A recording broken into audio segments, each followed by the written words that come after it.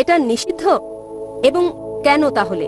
কারণ আমার মত, গত 5 বছরে আমি অনেক সমকামীর সঙ্গে থেকেছি। এটা হচ্ছে, আমি বলছি, তাদের অনুভূতি আছে যা তাদের সমলিঙ্গের জন্য, অথবা যাই হোক না কেন, এটা খুবই সত্যি। আমি বলতে চাই, এটা সেরকম টান যা আমরা অনুভব করি, হতে পারে তা আমাদের স্বামীদের জন্য অথবা অন্য যার জন্যই হোক। যদি এটা ভুল হয় তাহলে কেন ভুল? বোন প্রশ্ন করলেন যে সমকামিতার ব্যাপারে কি বলে ইসলাম, এবং যদি এটা ভুল হয় তাহলে কেন এটা ভুল। আল্লাহ কোরআনে বলেছেন সূরা ইসরা অধ্যায় নম্বর 17 আয়াত নম্বর 32, ব্যভিচারের কাছেও তোমরা যেও না, কেননা ব্যভিচার হচ্ছে সব মন্দ কাজের মন্দ সূচনা। এছাড়া আল্লাহ সূরা আরাফে বলেছেন অধ্যায় নম্বর 7, যে কোনো পুরুষকে কথা বলা যে তুমি কি তোমার লালসার চর্চা করো পুরুষের উপর নারীর চেয়ে বেশি। তার মানে সমকামিতা হচ্ছে নিষিদ্ধ ইসলামে এবং কোরআনে, কারণ সর্বশক্তিমান ঈশ্বর মানুষ সৃষ্টি করেছেন।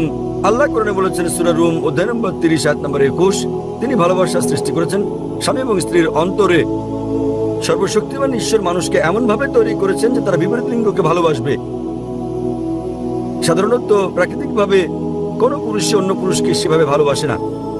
আমি ভালোবাসা নিয়ে কথা বলছি যা স্বামী স্ত্রীর মধ্যে প্রয়োজন, সে ভালোবাসা নিয়ে বলছি না যা আছে ভাই আর ভাইয়ের মধ্যে, বোন আর বোনের মধ্যে।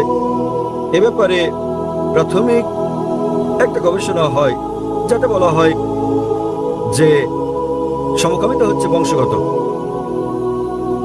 প্রশ্নোত্তরের সময় কেউ কেউ আমাকে জিজ্ঞেস করেন, আপনার মতো যেমন যদি সমকামিতা বংশগত হয় তাহলে মানুষকে কেন দোষ দেওয়া হবে?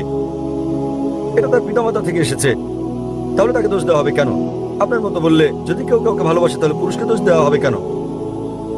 আমি বলছি এটা হচ্ছে গবেষণা, এটা হচ্ছে একটা ধারণা, সত্য ঘটনা নয়। এবং পরে আমরা জানতে পারলাম যে এই ধারণাটা ছিল সম্পূর্ণ ভুল, এবং যিনি এই ধারণার প্রবক্তা ছিলেন তিনি নিজেও ছিলেন সমকামী।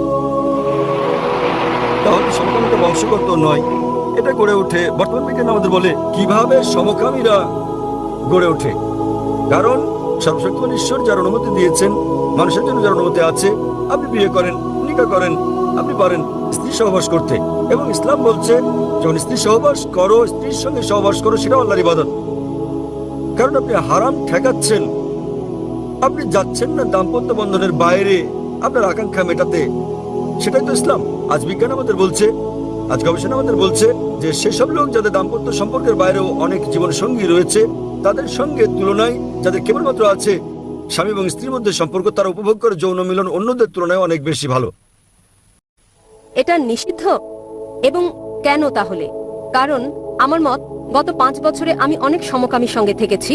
এটা হচ্ছে